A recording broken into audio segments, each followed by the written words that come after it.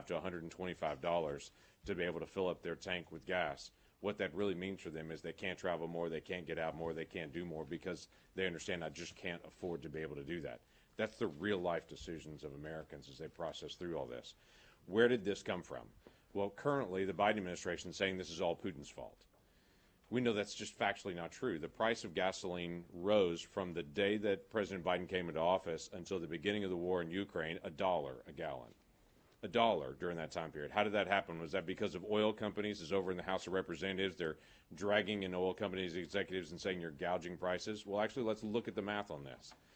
Day one of the Biden administration, they stepped up and canceled the Keystone Pipeline. And people keep saying, why does that matter? Well, Canada produces heavy crude, the same type of heavy crude that comes out of Russia. So we're either going to buy that heavy crude from Russia or from Canada. And day one, President Biden said, I want to buy that type of crude from Russia, not from Canada. The other factoid on this is interesting is the president's just done a release of the Strategic Petroleum Reserve. The release he's doing from the Strategic Petroleum Reserve for a short period of time for the next several months is almost exactly what would be coming from the Keystone Pipeline every single day from here on out.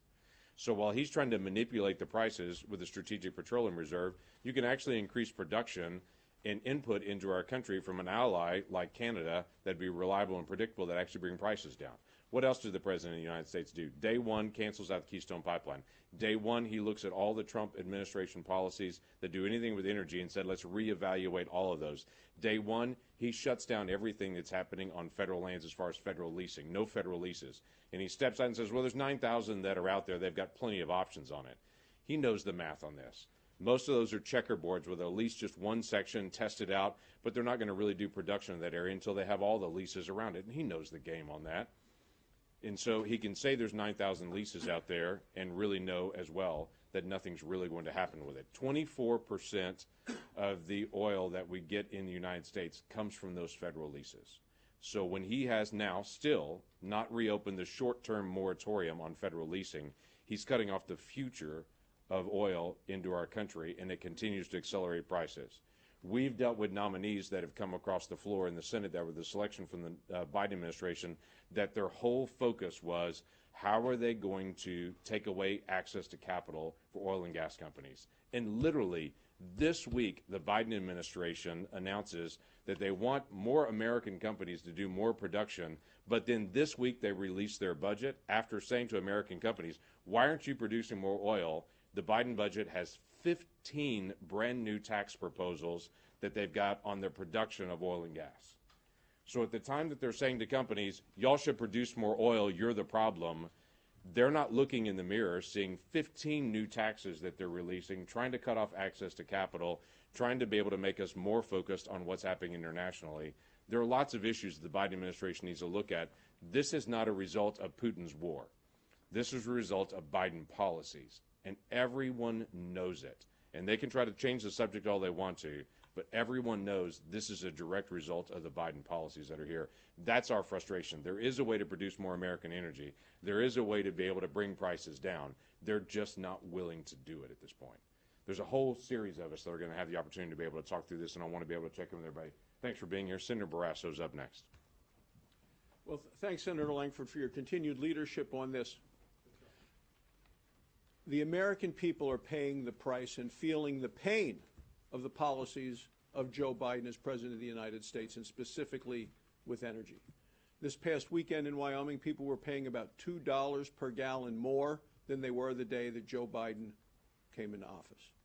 That means they don't have that money for other things in terms of their lives, in terms of their children. The people are having to change the way they drive, they shop, and they live as a result of Joe Biden's policies, which has driven up the cost of gasoline all across the country. So what's he going to do about it? Well, he made a speech and he said he was going to release energy from the Strategic Petroleum Reserve. This is the third Hail Mary pass he's thrown on this in the last 6 months. This is going to be incomplete just like the others, but he's going to continue throwing Hail Mary passes all the way through the election in November, at which time the American people are going to stand up and say, we're done with this, we're going to turn over the House and the Senate. The real concern I have at something like this release of the Strategic Petroleum Reserve is it doesn't actually produce one more barrel of American oil. And today we're producing 1.3 million barrels a day, fewer than we were back in 2019. And some people call this release a gimmick. I say it's much more dangerous than that. And the reason is because he's drawing this emergency supply down to a level that we haven't been down to that low level since 1984. So what happens if there's a real emergency? Look, the American people get it. They know what we need to do. We need to produce more American oil and gas. The president knows what he has to do, but he's refusing to do it because he is so beholden to the liberal left. He needs to allow for sales of oil and gas leases on public lands. There's not been a single one since he's been president. Needs to actually then give the permits to drill there. There's not been any of those since he's been president. And there are over 4,600 of them in limbo waiting. And then he has to allow for the pipelines to be built to move the oil and the gas to markets. Not allowing those either. Well, the president has a lot of people he wants to blame. He has a whole long list. We can go through all of them. He wants to blame COVID, supply chain, energy executives, Putin, all of them. The American people see through it. They're not buying it. So today in the House, the far left, the liberal left, the climate elitists are holding another hearing with energy company executives. They must have amnesia because they held a similar hearing in October, except what they were yelling about in October is they said, you shouldn't produce more energy. Don't produce more. Today, they're browbeating him to produce more. This is unbelievable. We continue to hear empty words from a Democrat Party and from a president, and their tank is empty today. Thank you, everyone, for being here. Under President Biden, we know that inflation is at a 40-year high, and all of our consumers are feeling this. All of our Iowa families, American families, are feeling pressure in their pocketbooks. Every good and service that they need on a daily basis has gone up in price. So with our gas prices, the average in Iowa this week hit around $3.80 a gallon. And we have seen in other areas around the United States where it's gone up over $5 a gallon. And for coastal elites, you know, maybe that's not so much. But I know in my home community of Red Oak, Iowa, that's a lot of money. And our families don't make that much to pay that, especially when families in our rural areas have to drive farther to go to work, when they have to commute longer distances to go to school.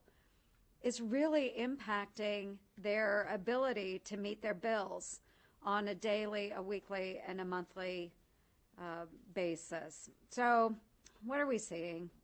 Instead of addressing the issue, what we see is that the administration is doubling down on their deranged climate policy. And the president's budget contains billions, not millions, but billions of dollars for electric vehicles. I don't know many folks in my neighborhood that can afford to go buy an electric vehicle. Okay? So what we see, they're doubling down on these crazy policies that are out there that most normal Iowans just don't think about. They are just concerned about how they're going to make ends meet. So they're ignoring, the administration is ignoring biofuels, which is a cleaner, more affordable, renewable energy, which is made right here at home. But again, all of us are going to say this today. We need to increase our energy production right here at home. It's really important, including biofuels. I have the Homefront Energy Independence Act. This would replace Russian oil with clean American-made renewable fuels that are available right now, creates jobs, it lowers gas prices, and reduces dependence on our adversaries, including Iran and a number of other bad actors. But bottom line, you'll hear it again and again. Under Biden's policies, Americans are able to afford less and less and less. And unless the administration starts moving away from the liberal left, Iowans and Americans are going to continue to feel the heat in their pocketbooks. Thank you.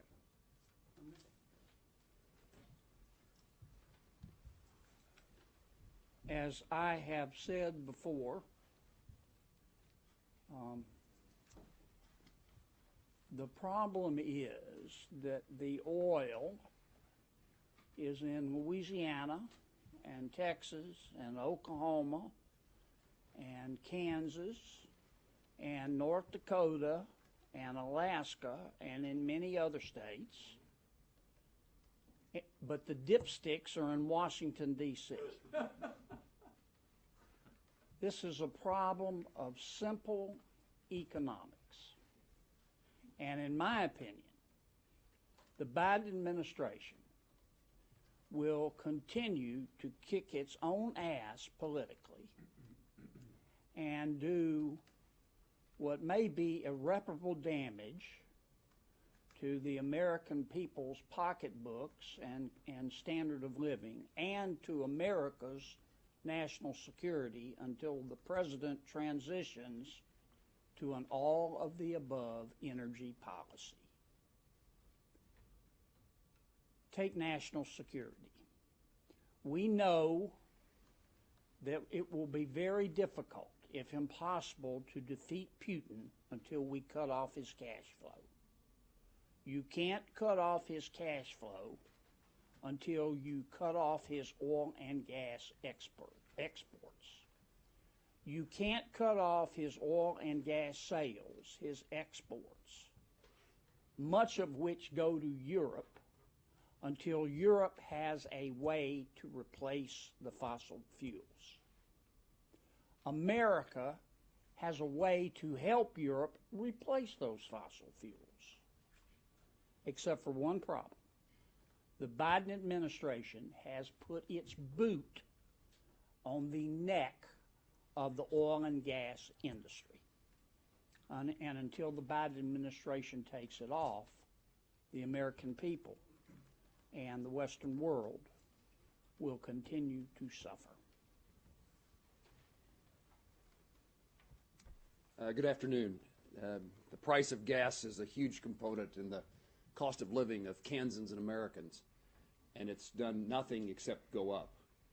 About $1.08 more in the first year of the Biden administration, and it's related to the policies of this administration. It's the fact that the Keystone Pipeline, it's the fact that no more leases. It's one thing after another, with a belief that electricity is going to solve our transportation problems. You know, oil and gas is produced in the United States. Unfortunately, many of the components necessary for electric-powered vehicles is produced in places around the globe that are off limits and are our adversaries. We have homegrown solutions to our energy challenges, and this administration is refusing to accept or pursue any of them. So I would have thought there's lots of things to be shake one's head at in Washington, D.C. Common sense, not necessarily politics, would tell us that at a time in which inflation, of which the price of oil and gas is a huge component, common sense, not politics, just common sense, even political common sense that would say how to satisfy Americans, the voters, would say, let's produce more oil and gas in the U.S. But no, the administration's first choice was let's ask Russia to produce more. If you're really worried about the climate aspect of oil and gas production, why would you not want oil and gas to be produced in the United States, where we refine our crude into gasoline in a much more environmentally sound way than any place else in the world? If you're really worried about oil and gas, why would you encourage Russia to increase their production? Then we face the national security aspect. So just common sense tells us to fight inflation, let's produce our own energy.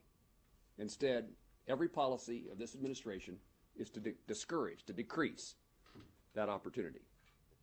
And then evil Vladimir Putin invades Ukraine. So now for our national security. I thought, well, the Biden administration didn't do anything for inflation, for Americans, for Kansans, and the price at the pump. Incidentally, the price at the pump, that's a very small portion of the consequences of high gas and oil prices. Fertilizer to grow crops in Kansas is significantly made from components of natural gas. All the things that are produced in this country often, almost without exception, involve petroleum products. Everything goes up when the price of oil goes up. So one would have thought, well, the administration didn't do what they should have done to combat inflation. But now we have a national security challenge. Surely, in this circumstance, we'll decide that we're going to help Europe meet its needs. We'll better meet our needs. We wouldn't deplete our emergency supplies of oil at a time of national defense crises. But no, the administration chooses to go to Venezuela, to Iran. Let's look at those countries to help us out in a national security crisis. Once again, the administration has this totally wrong in a very dangerous way. Now it's not just the cost of living, it's also our national security and the lives of Ukrainians and the jeopardy of Europeans, because we continue to fund Russia, Vladimir Putin's war in Ukraine. This is the craziness of that one would hope we'd never see in a country that has the ability to meet its needs and help our allies, has the ability to do something about the price at the pump and the price of fertilizer and the price of products across the shelves of grocery stores and hardware stores of Kansas and the country. But for this strange reason of trying to satisfy the far left and the environmental extremists, we can't do anything that makes. This administration refuses to do the things that make just common sense to Kansans and Americans. It's time for us to become energy independent again by utilizing all of the above options that we have to produce energy for America and the world in America. See, so, Hogan, you're up. Yeah, I'm sorry, go ahead. No, that's cool. Biden administration needs to take the handcuffs off our energy producers. We can produce a lot more oil and gas. We do it with the best environmental stewardship in the world. But the Biden administration needs to take off the handcuffs. This is supply and demand. Look, less than 2 years ago, we were producing about 13 million barrels a day. Now we're down to about 11.5 million barrels a day. That's less supply because of the Biden administration's energy policies. My state alone, North Dakota, we were producing 1.5 million barrels a day. We're down to 1.1 million barrels a day. It's because of the energy policy of the Biden administration. You can't bring a restrictive energy policy that reduces supply and expect to get some relief in terms of prices at the pump or the availability of energy in this country, or even our ability to help our friends and allies in Europe as we're trying to help Ukraine as they face this horrible invasion by Russia. This makes no sense. How can the Biden administration tell the people of America they're trying to solve the problem when they are the problem? The Biden administration's energy policy is the problem. Take the handcuffs off our energy producers. Nobody does it better in terms of producing energy, in terms of producing oil and gas, than the American companies that are doing it. And I'll just run through the examples. You know what they are, but it starts with a moratorium on leasing on federal lands, both onshore and off. And then the Biden administration says, well, no, they have these leases. Well, sure, but if you hold the lease up with regulation and court challenges, they can't produce them, can they? And that's exactly what they're doing. And they're slowing down permitting across the board with all these regulations and restrictions. And then they hold up our ability to move oil and gas around the country by holding up pipelines. 2015, I introduced S1. It was a bill to approve the Keystone XL pipeline. We passed it through the Senate. We passed it through the House. President Obama vetoed it. If he had not vetoed it, today that would be bringing almost 1 million barrels a day from our closest friend and ally, Canada. That's 830,000 barrels a day we don't have because of that energy policy. It's that simple, and they continue to do it. They're blocking our ability to move natural. We have stranded natural gas in our state, maybe in Oklahoma and these other states too. We can't get our gas to market because we can't get the permits for the gathering systems and the pipelines to move the product to market, let alone getting it to our allies. And we need LNG facilities to get it to our European allies so we can continue to cut off the Russian war machine. The way you cut off the Russian war machine is you cut off their ability to sell energy. And when they can't sell energy to Europe because we're providing it, then the Russian military has no funds. And when we cut off their funds, we shut down their economy. That's how we cripple their military and help our friends and allies in Europe and help Ukraine. It's as simple as this is not a complicated thing.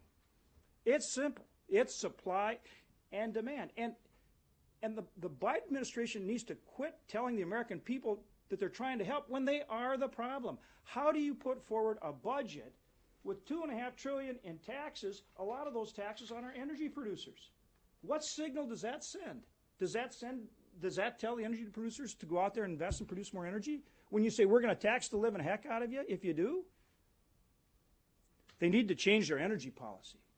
And until the Biden administration changes their energy policy, don't tell Americans that you're trying to help when your policy is the problem.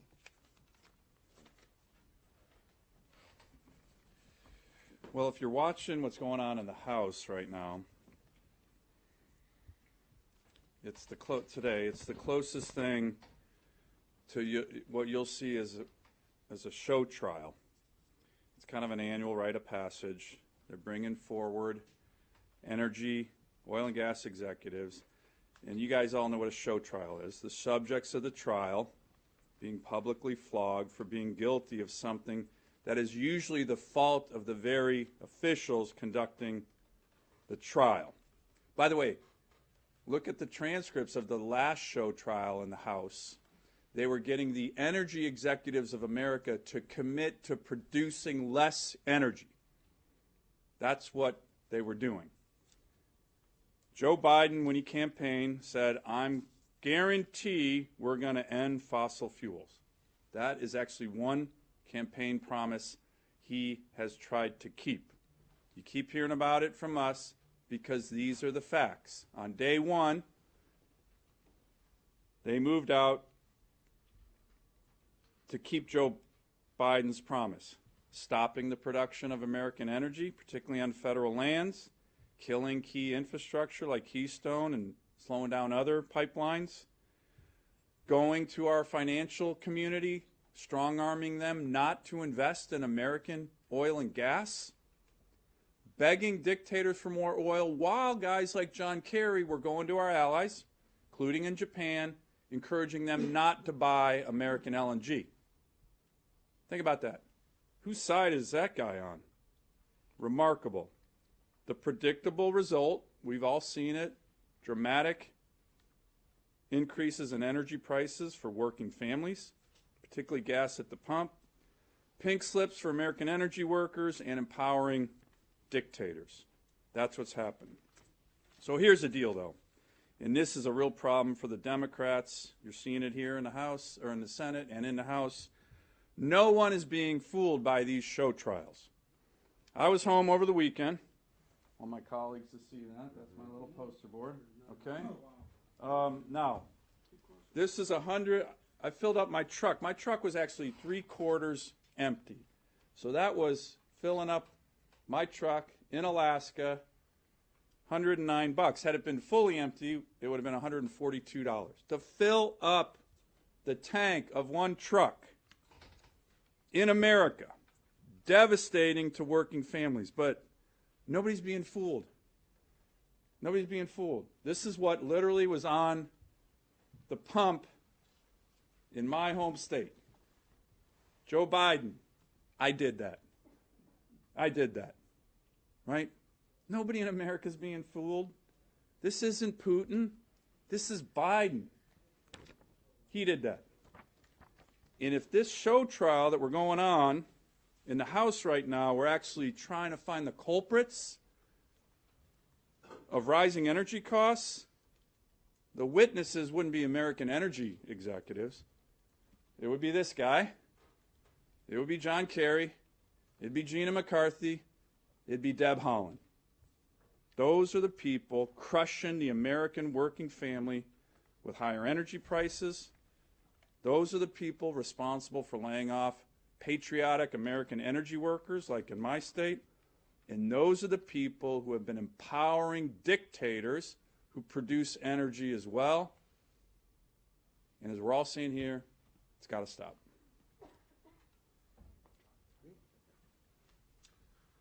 Well, when it comes to energy policy, common sense is needed, but unfortunately it's not that common here in Washington, D.C. when talking about energy policy. You've heard things like, well, the laws of supply and demand. Well, not even Joe Biden can repeal the law of supply and demand. Today, there are about 280 million cars on American roads that use gasoline, a petroleum product. And they got to run on something. And while in Texas, where Senator Cruz and I come from, we do believe in an all-of-the-above energy policy. We produce more electricity from wind turbines than any other state in the nation. But each of these has a role to play in our economy. And right now, we're playing what has become a world-class sport here in Washington, D.C., which is called the blame game, without offering any real solutions to the American people. Things like reducing the having a gas tax holiday, so you pay 18 cents less per gallon on your gas. Unfortunately, what they don't tell you is that denies us access to the funds that are necessary to build roads and bridges on which your vehicle can ride. Games like, well, let's release 1 million barrels a day from the strategic petroleum reserves. If you unleash American energy, you can produce roughly 5 million barrels a day from one field out in West Texas called the Permian Basin. 5 million. But Biden tells you be satisfied. We're really doing something about this by releasing them 1 million a day. And as you've heard before, it's not producing new oil. This is oil that's already been produced and been stored for an emergency. And heaven forbid we would have a real emergency. But this has also become a national security imperative as well. We haven't talked enough about energy security, but you ask Germans, who I visited with on a recent trip to Germany and Poland, and they get it now. They realize they've been seduced into dependency on one source of oil, and that's Russia. And as you've heard from Senator Sullivan and others, President Biden's been sending this confusing message that, well, we don't want more American energy, but we do want OPEC, and we want the Saudis and the Russians to produce more. I mean, it's absolute chaos. We need to get back to basics when it comes to the law of supply and demand, and it starts with producing more domestic energy. We were a net energy exporter in 2017 before the Biden administration declared war on the American energy industry.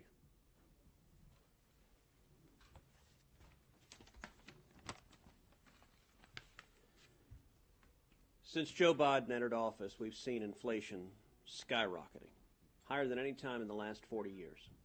And there's no aspect of inflation that is more painful for the American people than the inflation at the gas pump. The day Joe Biden took the oath of office, the average retail price of gasoline was $2.38 a gallon. Today, it's $4.16 a gallon. In some parts of the country, it has gone as high as $6.90 a gallon. That's not an accident. It is, in fact, the intended effect of political decisions made by Joe Biden and Kamala Harris and Chuck Schumer and Nancy Pelosi. It is also not principally the result of the war in Ukraine. It was instead the result of Green New Deal zealots in the Biden administration. Before Putin's tanks had rolled into even 1 inch of Ukraine, gasoline prices had already risen 48% because of Biden's misguided policies. Just like with inflation, the administration has had 5 stories on inflation. First, they said it didn't exist. Don't believe your lying eyes. Then they said it's transitory. It exists, but it's going away soon. Their third explanation was it's a high-class problem, whatever that means.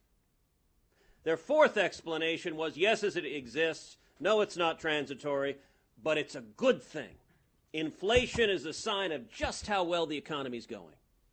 And now they've settled on Putin, Putin, Putin. Blame it all on Putin. Every Democrat has that talking point. Well, you know what? The person principally responsible for the price at the pump is Joe Biden. Here's what Joe Biden promised in the campaign for president. He said, quote, no more drilling on federal lands, no more drilling, including offshore, no ability for the oil industry to continue to drill, period. Ends. He told you what he was going to do, and he did it. When it costs you $100 to fill the tank of your truck, that's Joe Biden's fault. When it costs $100 to fill the family's minivan, that's Joe Biden's fault. A whole series of policies. On day one, he canceled the Keystone Pipeline. The next week, he stopped all federal oil and gas leases, stopping development on what produces 24% of the nation's energy. On May 7th, Biden's Interior announced plans to take 30% of U.S. land out of production. On June 1st, Biden repealed leases on the North Slope of Alaska, totaling 16 billion barrels of oil. On October 7th, Biden eliminated Trump's permit streamlining regulations. On October 29th, Biden's Interior began using the, quote, social costs of carbon in permitting, a new kind of analysis designed to deny permits and stop production. On March 21st, just a couple of weeks ago, Biden's Security and Exchange Commission announced new regulations aimed at reducing investment in oil and gas, cutting off equity financing, and cutting off debt financing. This is Biden's fault, and the American people are hurting every day at the gas pump.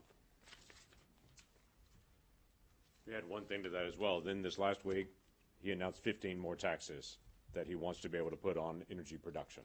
So it's been relentless in the process. Let me open this up for questions. What questions do you have? Yes, sir. Senator, in the questioning today in the House hearing, the Democrats drilled down on these executives on the That's funny. It's drilled down on the oil executives. That's clever. Pun, yeah. Retrospectively intended. They drilled down on this question of capital expenditures, the fact that these companies are not investing in production.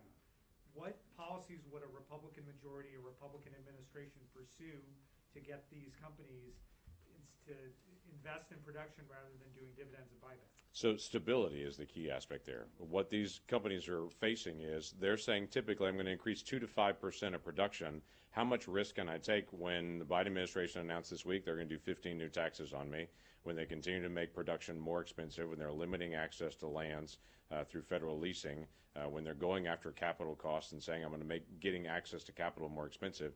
They just want stability. Tell me what the rules are. For instance, what's the U.S. rule right now? No one has any idea. They've just set aside the old rule, and the Biden administration saying we'll get around to getting a new rule when we get to it. They will do more production. We've already seen that. We saw that during the Trump administration when they just did stability on the rules. Said we're going to leave it alone on the rules of the road and allow them to be able to then go invest. We can produce more energy when there's some stability and there's some plan. But when they're constantly tinkering with it and they know they're doing everything they can to punish more production, then why would you do more investment on that? Can I take a shot at that, James? So it's the kind of flip back and forth policies and the show trial element of that hearing that in many ways is remarkable. They're saying you need to invest more in terms of capital. 6 months ago, these same House members were telling the executives, you need to commit right now to producing less oil and gas. Go read the transcripts. Then the Biden administration is strong-arming financial institutions not to invest, and then they're appointing, some of whom get confirmed, some of whom don't, federal officials whose focus is to starve the oil and gas industry of capital. Think about it. Raskin, she didn't get confirmed. The comptroller of the currency, Amarova, said she wanted to bankrupt small oil and gas businesses. And now you have the SEC chairman. Some of us talked to him. Hey, don't make your tenure all about starving capital to American energy companies. That was the one thing I focused on during his confirmation hearing. He said I wasn't going to do it. He did it. FERC, same thing. Go look at the hearing where Joe Manchin brought all 5 FERC commissioners 3 weeks ago in front of the ENR committee. Every single Biden administration nominee, confirmed or not, focuses on starving capital from the American energy sector, and then you have the House members audaciously say, why are you not investing?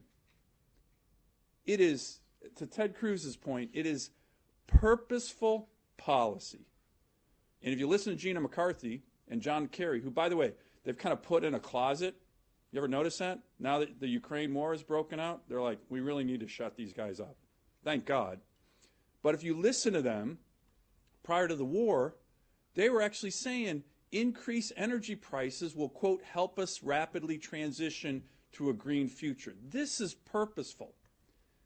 And the Dems are going to pay big time in November. Go ahead. Yeah, so a lot of the oil company CEOs at this hearing are saying, you know, policy is part of it, but they're having manpower That's issues. right. There's a supply chain element, just like, you know, all aspects of this economy.